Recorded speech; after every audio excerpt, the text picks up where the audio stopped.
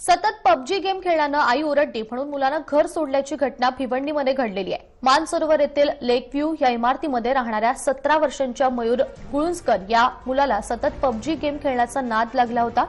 तो कॉमर्स शाखेमध्ये 11वीचा विद्यार्थी आहे। अनेकदा रात्रभर जागून तो पबजी खेळत होता, त्यामुळे आई त्याला रागवून बोलत होती आणि याच कारणावरून 28 मार्च रोजी आई त्याला रागवली, त्यामुळे मयूर घर सोडून निघून गेलेला आहे।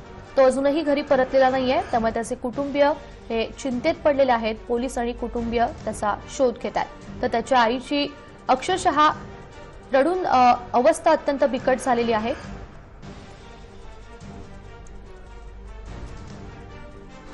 बाळा घरी ये रे, तुला काय काय बोलणार मी, ये तू घरी। नाही कोण तुला काय बोलणार, तू घरी तर एकदा काय गेम खेळत होता म्हणून मम्मी ओरडली। पबजी गेम खेळत होता म्हणून मम्मी सारखी बोलायची। 2-4 दिवस झालं मम्मी त्याला ओरडायची, म्हणायची मामा आला की तुझं नाव सांगते। मी नाही काय बोलणार, ये तू। अरे ये ना मयूर, मम्मी बघ तुझी किती वाट बघती, तुला कशी मम्मीची माया आहे ना।